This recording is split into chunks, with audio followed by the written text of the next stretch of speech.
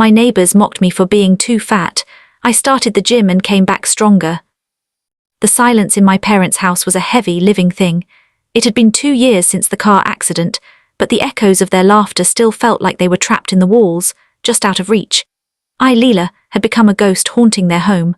I worked remotely as a book editor, my only companions the fictional characters in the manuscripts I proofed. The weight I'd gained from grief and medication was a physical manifestation of the burden I carried every day. My world had shrunk to these 4 walls and the screen of my laptop. Outside, the pristine lawns and perfect facades of Willow Creek Estates judged me silently. I was an unkempt weed in a garden of cultivated roses, a living reminder that tragedy didn't care about property values.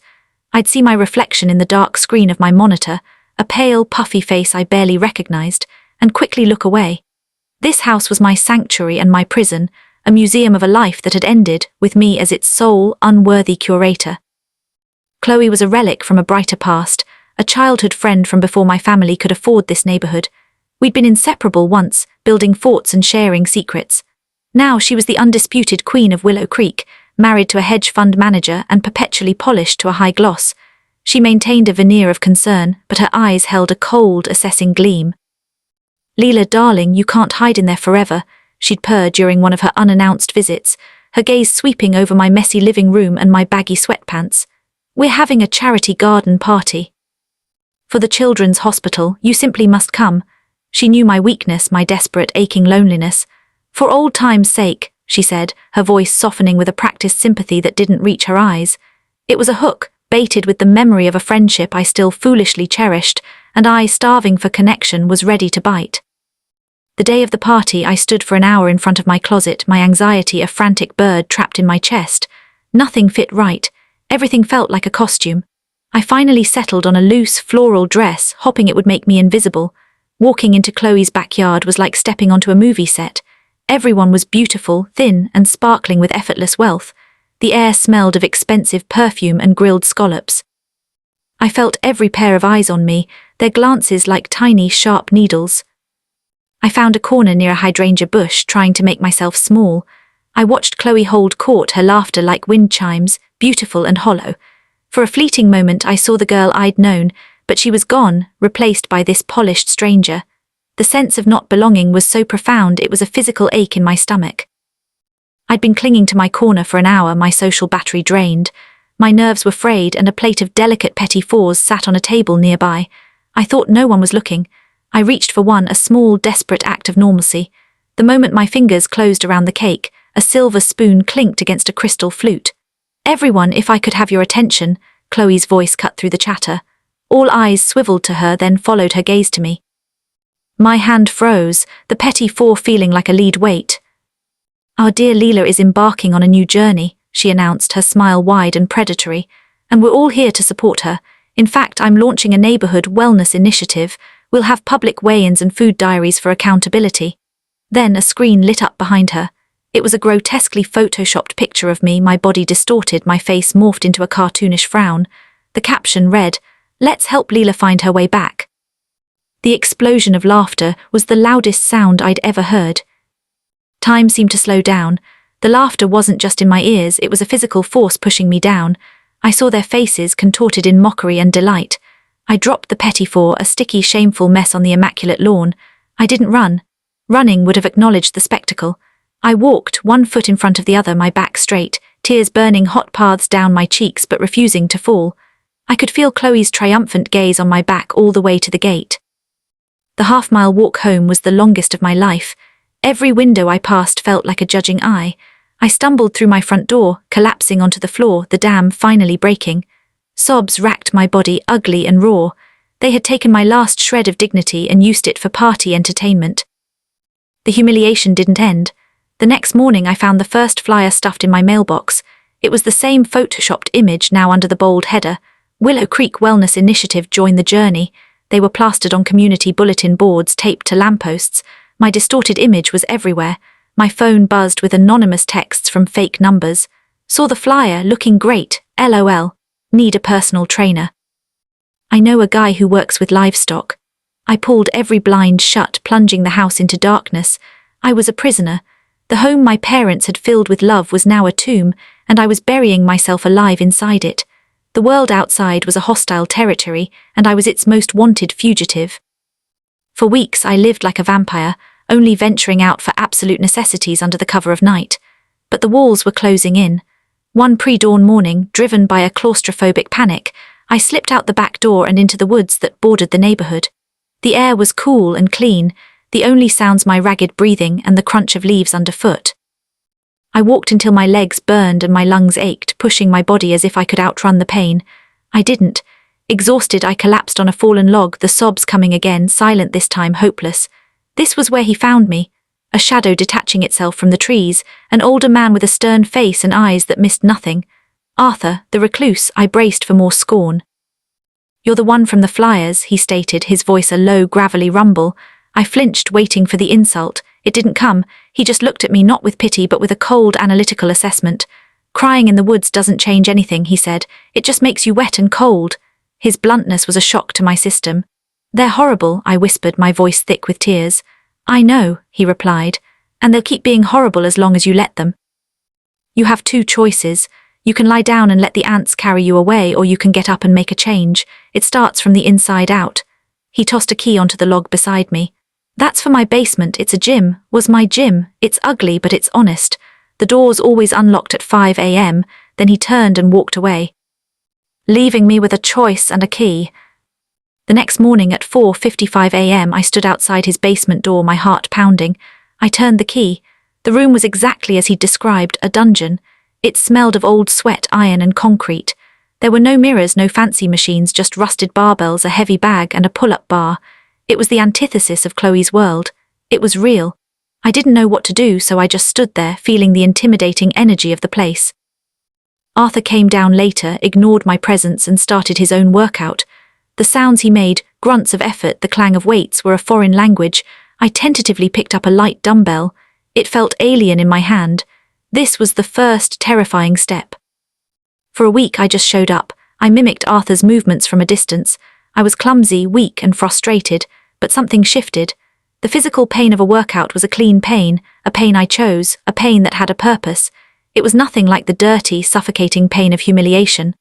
After a brutal session where I'd finally managed 5 proper push-ups on my knees, I caught a glimpse of myself in the reflection of a window. My face was flushed, my hair was a mess, but my eyes had a flicker of something I hadn't seen in years. A spark, not of happiness but of fight. It was small, but it was mine. I started a secret video diary on my phone that night. "Day 10, I said to the camera, my voice shaky. "I did 5 push-ups, it's a start." Arthur slowly shifted from a silent presence to a guide. He didn't coddle me. He corrected my form with gruff commands. "Back straight, depth, you're not here to tickle the weights." He taught me about protein, about compound movements, about the psychology of discipline. "This," he'd say, pointing to the barbell, "isn't about them. It's about you versus you. Every time you lift this, you're telling yourself you're stronger than you were yesterday." The rage that had fueled my first steps was transforming. It was becoming a quiet, steady burn, a forge where I was both the blacksmith and the metal. I was being remade, not for them, but for myself. The scale wasn't moving much, but my perception was. I felt my body changing, becoming capable. Months in, I was in my kitchen, reaching for a top shelf for a glass. It was a simple, mundane action I'd done 1,000 times. But this time it was different. My arm extended, my shoulder blade shifted, and I felt a hard ridge of muscle where there had once been only softness. I froze, my fingers brushing the glass. I stood there for a full minute, just feeling my own back. It was a revelation. The changes were happening beneath the surface, a quiet revolution in my own body. I wasn't just losing weight, I was building a foundation. I was building a fortress. That small, hard muscle was the first brick. I'd been training with Arthur for over a year. I was stronger, leaner, but more importantly, my mind was clear. The fog of grief and shame had lifted. One day I was helping him sort through a dusty box of old papers and newspaper clippings. He was a hoarder of history. My eyes caught a headline from 15 years ago. "Local real estate battle heats up in Willow Creek."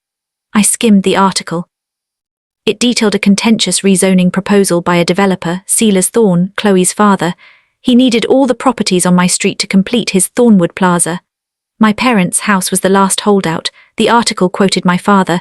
"This is our home, it's not for sale at any price." A cold knot tightened in my stomach. This wasn't just about high school cruelty. This was about money. I dug deeper, my hands trembling. I found a follow-up article, a small buried piece from a few months after my parents' accident. It mentioned the brake failure in their car was due to a catastrophic mechanical fault. The Thornwood Plaza project was approved shortly after, with the Thorn family acquiring the final distressed properties. The pieces clicked into place with a horrifying finality.